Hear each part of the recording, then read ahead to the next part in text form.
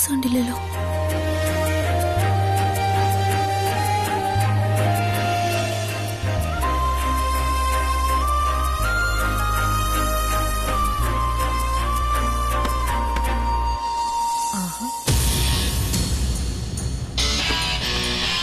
ഇതെന്താ ഒളിച്ചോട്ടാണോ? ഇതാരാ? സുസ്മിതയോ? ഇതെന്താ ബാഗൊക്കെ പാക്ക് ചെയ്ത്? അത് കൊറേ ഡ്രസ്സുണ്ട് സുസ്മിതെ.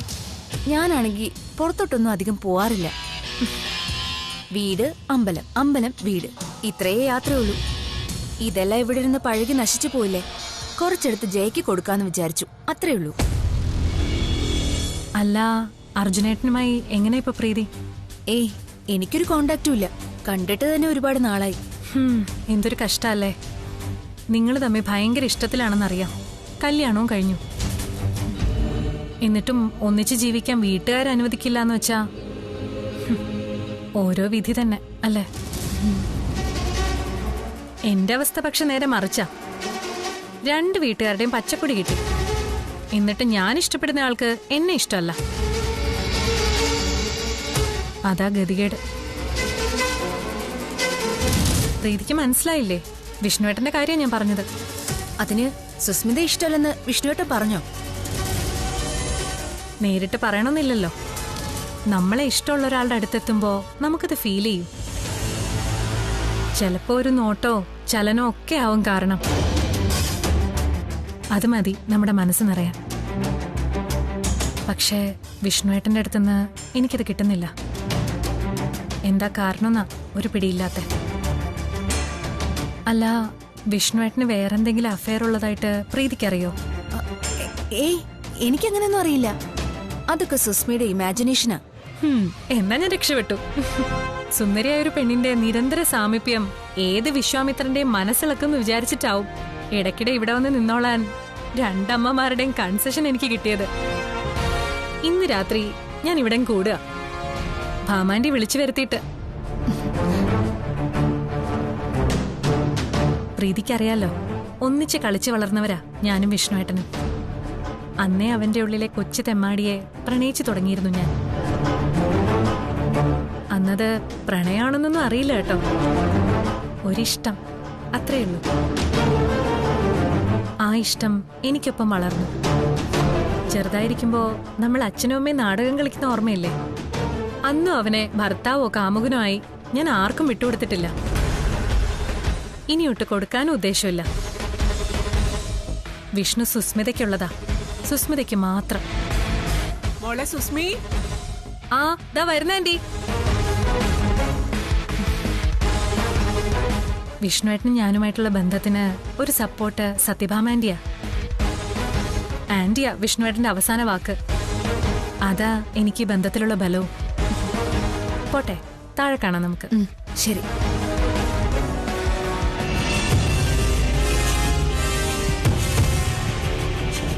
ഈശ്വര, ഇവളിവിടെ കയറി വന്ന് എല്ലാം കലക്കി മറിക്കുന്ന ലക്ഷണമാണല്ലോ.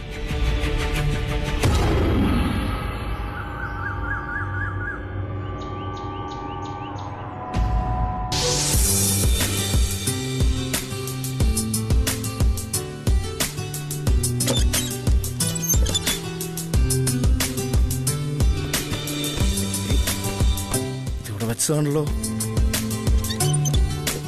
പ്രീതി, പ്രീതി, എന്താ ഏട്ടാ? എന്റെ ബ്ലാക്ക് ടീഷർട്ട് അവിടെ.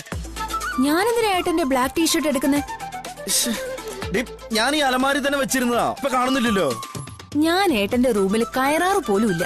ഏട്ടൻ തന്നെ നോക്ക് എവിടെയാ വെച്ചിരിക്കുന്നേന്ന്. ഒരു സാധനം വെച്ച കാണൂല്ലോ. വെച്ചിരുന്നാണല്ലോ, ഇവിടെ പോയി.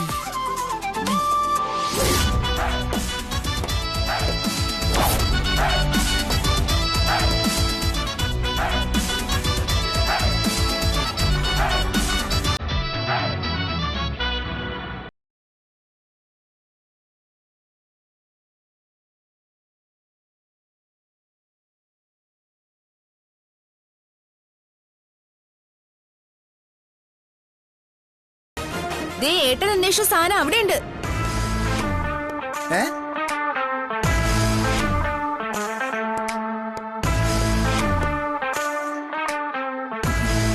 എവിടെ? ദാ അവിടെ ഏട്ടന്റെ ടീഷർട്ട് ദേ ഓടി വരുന്നു.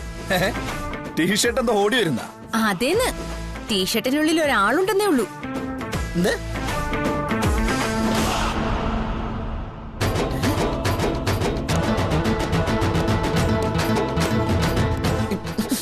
ഇന്ന് ഞാൻ നോക്കിക്കോ. ദിവസമായോട്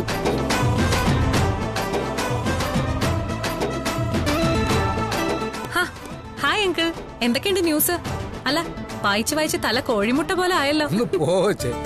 മോളെ ആന്റി, എങ്ങനെയുണ്ടായിരുന്നു മോളെ ജോഗി? നൈസ്. ചില വായി നോക്കിയാളുടെ തുറച്ചുനോട്ടം ഉണ്ടായിരുന്നേ ഉള്ളൂ. അല്ല, ഈ നാട്ടിലാരും ജോഗിങ്ങിനൊന്നും പോവാറില്ലേ? ഇതത്ര വലിയ സിറ്റി ഒന്നും അല്ലല്ലോ മോളെ. കാണുമ്പോ ആൾക്കാർക്ക് ഒരു കൗതുകം കാണും. ആന്റിയും ഇടയ്ക്കൊന്ന് ജോഗിങ്ങിനൊക്കെ പോന്നേ, ഈ തടിയൊക്കെ ഒന്ന് കുറയട്ടെ.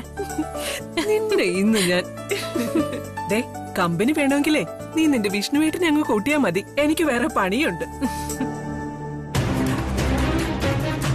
ആഹാ, 100 ആയിസ ആളിതേ വന്നല്ലോ. നീ ആരോട് വെച്ചിട്ട് എന്റെ ടീഷർട്ട് എടുത്തിട്ടെ? ഒരു ടീഷർട്ട് എടുക്കാൻ പഞ്ചായത്ത് ഓഫീസിൽ ആപ്ലിക്കേഷൻ കൊടുക്കണോ? ഇത് കൊള്ളാലോ. ദേ, അവളോട് നീ ചാടിക്കടിക്കാനൊന്നും നിക്കണ്ട. ഞാനാ ആ ടീഷർട്ട് എടുത്ത് അവൾക്ക് കൊടുത്തത്. വിഷ്ണുവേട്ടന് അത്രയ്ക്ക് ഇഷ്ടമാണെങ്കിൽ ഞാൻ ഈ ടീഷർട്ട് തിരിച്ചു തന്നേക്കാം, പോരെ? മതി. ആരെ കാണിക്കാനാടാ നിന്റെ ഈർഷ്യം ദേഷ്യമൊക്കെ? ദേ, നീ എഴുതിയ ലവ് ലെറ്ററിന്റെ കഥയൊക്കെ ഞാൻ അവളോട് പറഞ്ഞു കഴിഞ്ഞതാ. അതെ, ഇനി പരസ്പരം ഒന്നും ഒളിച്ചു വെക്കേണ്ട രണ്ടാളും. മനസ്സിനുള്ളിൽ എന്താന്ന് വെച്ചാ അവളോട് തുറന്നു പറ.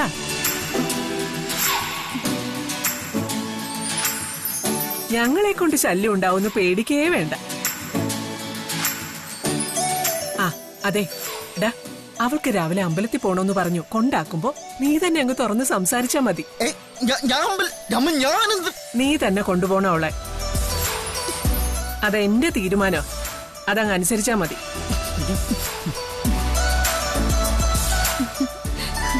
പിള്ളച്ചേട്ടാ,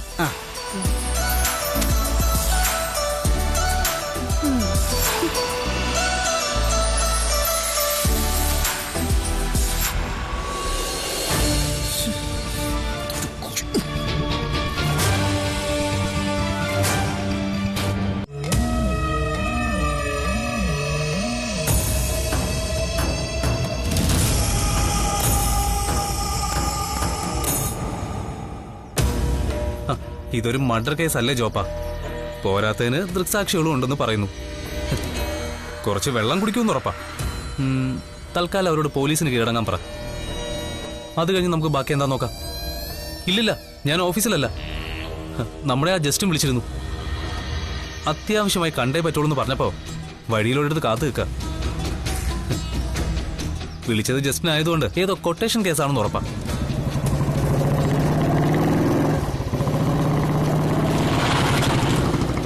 ആൾ വരുന്നുണ്ടെന്ന് തോന്നുന്നു. ജോപ്പൻ ഇന്നലത്തെ ആ ഡീഫമേഷൻ കേസിന്റെ വിധിപ്പകർപ്പ് എടുത്തു വെക്ക്. ഞാൻ വന്നിട്ട് നോക്കാം. ശരി ശരി, ഓക്കെ.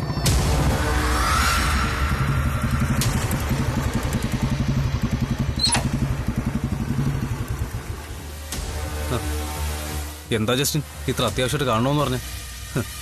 നാട്ടിലാരുടെയെങ്കിലുമൊക്കെ കൈയോ കാലോ തലയോ ഒക്കെ പോയിട്ടുണ്ടാവും അല്ലേ? തൊഴിലായി പോയില്ലേ വക്കീലേ, പിഴച്ചു പോണ്ടേ? നിന്റെ പിഴപ്പിത്തിരി കൂടുതലാ. നിനക്കൊക്കെ ഞാനാ വളം വെച്ചിരുന്നെന്നാ പോലീസുകാർ പറയുന്നത്.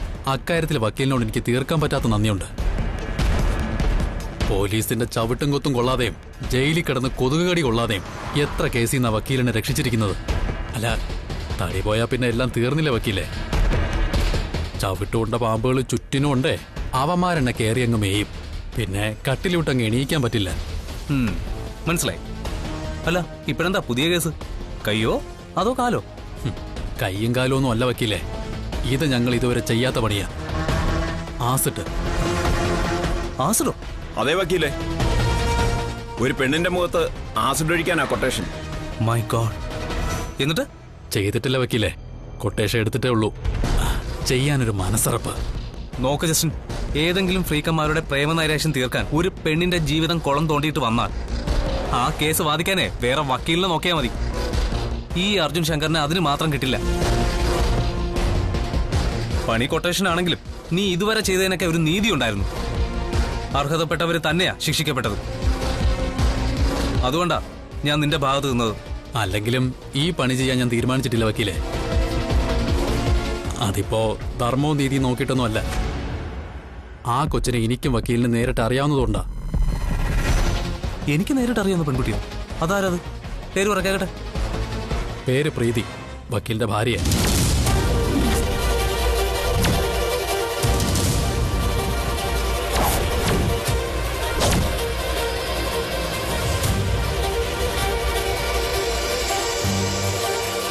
ഇതാണ് കൊട്ടേഷൻ കിട്ടി ഞങ്ങൾ ആശ്രയിച്ച് മുഖം വികൃതമാക്കേണ്ട പെൺകുട്ടി. പിന്നെ കൊട്ടേഷൻ തന്നയാളെ വക്കീൽ അറിയും. അത് ഈ ഫ്രീക്ക് ചെക്കന്മാരൊന്നും അല്ല. വക്കീലിന് ഏറ്റവും വേണ്ടപ്പെട്ട മറ്റൊരാളാ, സ്വന്തം അമ്മ തന്നെ, വസുമതി കുഞ്ഞമ്മ.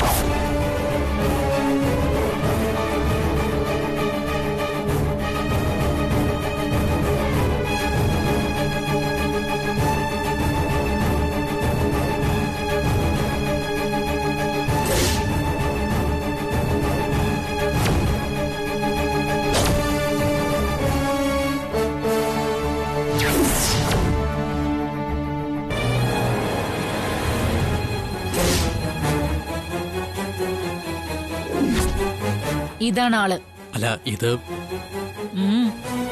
വസുമതി കുഞ്ഞമ്മയുടെ മരുമോളല്ലേ ഇത്? അതെ, അതുണ്ട്. നിങ്ങൾ കൊട്ടേഷൻകാര് അച്ഛനോ അമ്മാവനോ ഒന്ന് നോക്കാതെ പണി ഏറ്റെടുക്കുമെന്നാണല്ലോ ഞാൻ കേട്ടിട്ടുള്ളത്. അതൊക്കെ ശരി തന്നെ, പക്ഷെ ഇത് ഒരു പക്ഷേയില്ല. ഏതായാലും തന്റെ സംശയത്തിന് ഞാൻ മറുപടി തന്നേക്കാം. എന്റെ മകൻ അർജുൻ ഇവളുടെ മൊഞ്ചു കണ്ട് മയങ്ങിയത് മുതലാ ഈ കുടുംബത്തിന്റെ തകർച്ച ആരംഭിച്ചത്. അമ്മയെ അനിയത്തി അവൻ മറന്നു. ഇവളുടെ സാരിത്തുമ്പിലായി അവന്റെ ജീവിതം. ഇപ്പൊ അവള് വിട്ടിട്ട് പോയിട്ടും അവളെ ഓർത്ത് ജീവിതം പാഴാക്കിക്കൊണ്ടിരിക്കുക അവൻ. മറ്റൊരു ബന്ധത്തിന് സമ്മതിക്കുന്നുമില്ല. എല്ലാത്തിനും കാരണം ഇവളുടെ ഈ സൗന്ദര്യമാ. ആസിഡ് വീണതങ്ങ് പോയാ പിന്നെ കുറെ കാലം കഴിയുമ്പോ അവനതങ്ങ് വിട്ടോളും. ഉറപ്പാ എനിക്ക്.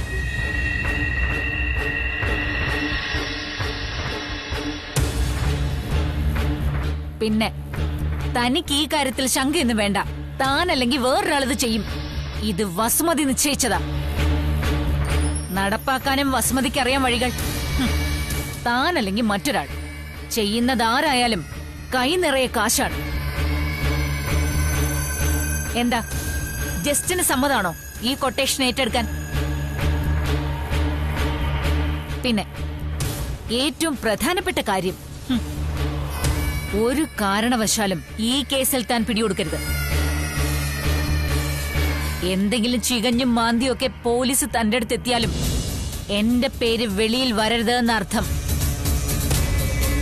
അവളെ വേറൊരുത്തൻ പ്രേമിക്കുന്നുണ്ടായിരുന്നുവെന്നും തെറ്റിപ്പിരിഞ്ഞപ്പോ പ്രതികാരം എന്ന നിലയിൽ ജസ്റ്റിനെ ഈ ജോലി ഏൽപ്പിച്ചതാണെന്നുമേ പറയാവൂ. അതോടെ അവളെ അവൻ വെറുത്തോളും. ജീവനും ജീവിതവും ആരോഗ്യവും എല്ലാം തകർന്ന് പ്രീതിയുടെ മരണമായിരിക്കും. പിന്നെ ജീവച്ഛവമായി ആരും തിരിഞ്ഞു നോക്കാനില്ലാത്ത അവള് ഒരു മുഴം കയറിലോ ഒരു ബ്ലേഡിലോ ജീവിതം അവസാനിപ്പിച്ചോളും. അത് കഴിഞ്ഞാലേ എനിക്കെന്റെ മകനെ തിരിച്ചു കിട്ടൂ. അതിനുവേണ്ടി ആരെങ്കിലും കൊന്നെന്ന പാപം ഈ വസുമതിക്ക് വേണ്ട.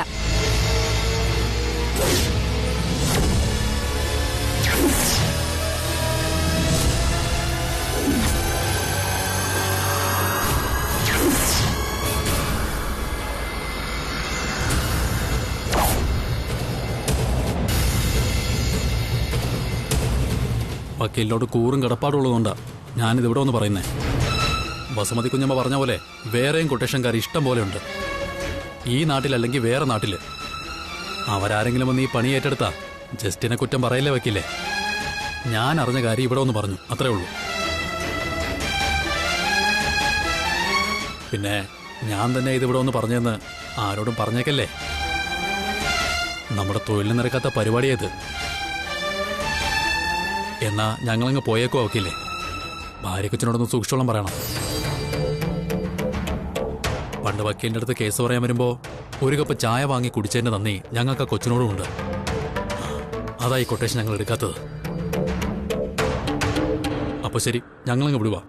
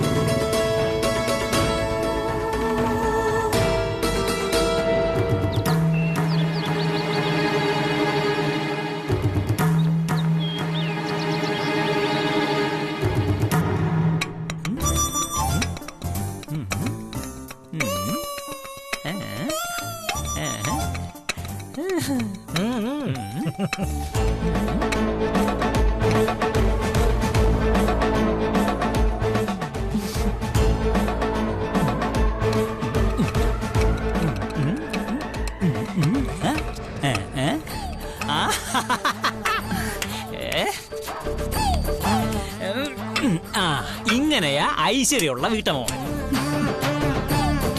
പണ്ട് എന്റെ വീട്ടിൽ ഒരെണ്ണം ഉണ്ടായിരുന്നു. കള്ളെന്ന് കേട്ടാലേ കലിയ. അങ്ങനെയുള്ള ഒന്നിനെ ഭൂമിക്ക് മീതെ വെച്ചോണ്ടിരിക്കാൻ പറ്റുമോ? ഞാൻ പറഞ്ഞിറങ്ങി പോടിയെന്ന് അവിടെ ഇറങ്ങി ഓടി തള്ളിക്കളഞ്ഞ്. പക്ഷേ കുടി കൂടിയിട്ട് അച്ചാമ്മ കോശിച്ചതിനെ കളഞ്ഞിട്ട് പോയെന്നാണല്ലോ നാട്ടുകാര് പറയുന്നത്. ആ അതാണ് ശരി. പോയി ഞാൻ തന്നെ എടുത്ത് കിണറ്റിടാൻ വേണ്ടി ഇരുന്നതാ. അതിനു മുമ്പ് അവളങ്ങ് പോയി. എനിക്കെന്ത് ചെയ്യാൻ പറ്റും? നല്ല അച്ചാറ് ഇതെനിക്ക് വേണം. പിന്നെന്താ, ഇവിടുത്തെ അച്ചാർ മുഴുവൻ കോശിച്ചാനുള്ളതല്ലേ. നിങ്ങൾ 50 ലക്ഷത്തിൽ നിന്ന് 15 ലക്ഷത്തിലേക്ക് ഇറങ്ങി വന്നപ്പോ തന്നെ അച്ചാറ് കുറെ നമ്മൾ സ്റ്റോക്ക് ചെയ്തതാ. അത് പിന്നെ ഇതുപോലൊരു നല്ലൊരു കാര്യത്തിനായതുകൊണ്ടാ. അത് പിന്നെ ആ ഭൂമി കുറെ നാളായിട്ട് വെറുതെ കിടക്കുകയല്ലേ, ആർക്കും പ്രയോജനമില്ല. ആ പിന്നെ മുമ്പൊരിക്കൽ കുരിശുപള്ളി പണിയാൻ വേണ്ടി ഇടവക വികാരിയാ സ്ഥലം ചോദിച്ചതാ. എന്റെ പട്ടി കൊടുക്കുമെന്ന് പറഞ്ഞു ഞാൻ. പള്ളിയാണെങ്കിൽ ഒരു വിഭാഗം ആൾക്കാർക്കല്ലേ അത് ഉപകരിക്കൂ. കള്ള് ഷാപ്പ് ആവുമ്പോ എല്ലാ മതവിഭാഗക്കാർക്കും അവിടെ വന്ന് നമസ്കരിക്കാമല്ലോ. ഞാനൊരു മതേതര ചിന്താഗതിക്കാരനാണെന്ന് മനസ്സിലായല്ലോ. മനസ്സിലായി. കോശിച്ചായ മതിയായിരുന്നു നമ്മളെ പ്രധാനമന്ത്രിയായിട്ട്. എന്തിന് മെനക്കേട്? നമുക്ക് ഈ ബാറിൽ കയറി ഇറങ്ങി ആട്ടോയിൽ ഇറങ്ങിയുള്ള ആ സുഖം പോകൂലേ? അല്ല, നിങ്ങളൊന്ന് വിശദമായിട്ട് പറഞ്ഞേ, എന്താ നിങ്ങൾക്ക് ആ ഭൂമി വാങ്ങിയിട്ടുള്ള പരിപാടി? പരിപാടി മുമ്പേ പറഞ്ഞിരുന്നു തന്നെ. നല്ല ഒന്നാന്തരം ഒരു കള്ള് ഷാപ്പ്. അത് ഉഗ്രൻ. കൂടുതൽ കുടിക്കുന്നവർക്കേ കപ്പയും കറിയും ഫ്രീയാ. സൂപ്പർ. പക്ഷേ വിചാരിക്കുമ്പോ ചെന്നങ്ങ് ഷാപ്പ് തുടങ്ങാൻ പറ്റൂ? ലൈസൻസ് സംഘടിപ്പിച്ച് തരാനൊക്കെ നമുക്ക് ആളുണ്ട് കോശി. കടയുടെ പേരിലേ ഉള്ളൂ കള്ള്. നമ്മൾ അവിടെ ചെയ്യാൻ ഉദ്ദേശിക്കുന്ന കച്ചവടം വേറെയാ. ചാരായം. ഈ സ്പിരിറ്റ് സംഭരിച്ചു വെക്കാൻ ഒരു അണ്ടർഗ്രൗണ്ട് ഗോഡൌൺ ഉണ്ടായിരിക്കും. എന്നാ പിന്നെ ഞാൻ അതീ കടന്ന് പൂണ്ടങ്ങ് വിളയാടും. കോശി മാത്രമല്ല, ആ ഷാപ്പിലെത്തുന്ന ഓരോരുത്തരും അഴിഞ്ഞാടണം. ഒരുത്തന്റെ തലയ്ക്ക് വെളിവുണ്ടാവരുത്. പൂരപ്പാട്ടും തെറിവിളികളും കൊണ്ട് മാനമുള്ളവരാരും ആ പരിസരത്ത് പോലും വരരുതെന്ന് അർത്ഥം. അല്ല, അതെന്തിനാ രാജേശ്വരി? അപ്പൊ നമ്മുടെ ഷാപ്പിൽ കച്ചവടം കുറയൂലേ? അയ്യോ, കോശിച്ചായ കള്ള് കച്ചവടം നടത്തി മുതലാളിനെ ആവാൻ വേണ്ടിട്ടല്ല ചേച്ചിക്ക് ഞാൻ ഈ ഷാപ്പിന്റെ ഐഡിയ പറഞ്ഞു കൊടുത്തത്. കുടുംബശ്രീ ഹോട്ടലിനെ മുച്ചൂടും തകർക്കാനുള്ള ബ്രഹ്മാസ്ത്രമായിട്ടാ. ഓ അങ്ങനെ. അതെ, മാനവും മര്യാദയുള്ള കൊള്ളാവുന്ന ആൾക്കാർ നമ്മുടെ കള്ളുഷാപ്പിന് മുമ്പിലൂടെ പോകാൻ പറ്റില്ലെന്ന് വന്നാ കുടുംബശ്രീയിലെ കച്ചവടം കുറയൊന്നും ഉറപ്പാ. പോകെ പോകെ അത് പൂട്ടി ശാരദയുടെയും മക്കളുടെയും വയറ്റിപ്പിഴപ്പ് മുട്ടും. ശാലിനിയുടെ കോപ്പിലെ IAS-ഉം ശ്യാമയുടെ പഠിത്തവും ഒക്കെ സ്വാഹ. പിന്നെ 10 ലക്ഷം ഒന്നല്ല, 10 പൈസ വാങ്ങാതെ കണ്ണീരോടെ പടിയിറങ്ങി തരും ശാരദയും മക്കളും. ഒരിക്കലും കുമ്പിടാൻ വിസമ്മതിച്ചവള് സാഷ്ടാംഗം വന്നീ കാൽക്കൽ വീഴും. ആ ദിവസത്തിന് വേണ്ടിയാ ഈ രാജേശ്വരി ജീവിക്കുന്നത് തന്നെ. നിങ്ങൾ ആരെ വേണോ പടിയിറക്കുകയോ വീഴ്ത്തുകയോ എന്ത് വേണോ ചെയ്തു. പക്ഷേ അതിനുള്ള പ്രത്യുപകാരമായിട്ട് എനിക്കൊരു കണ്ടീഷനുണ്ട്. ആ ഷാപ്പിൽ എനിക്ക് മാത്രമായിട്ടൊരു മുറി, വേറെ ആർക്കും അവിടെ കള്ളു വിളമ്പാൻ പാടില്ല. ആജീവനാന്തം എനിക്ക് അവിടെ കള്ളും കറിയും ഫ്രീ. ഓ സെറ്റ്. സമ്മതാണ്. കോശിക്ക് ഞങ്ങൾ തരും ആജീവനാന്തം കള്ള് ഫ്രീ ആയിട്ട്.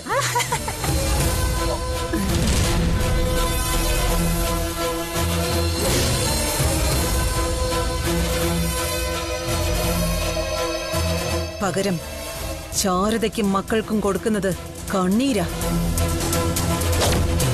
ഒരു ജന്മം മുഴുവനുള്ള കണ്ണീര്.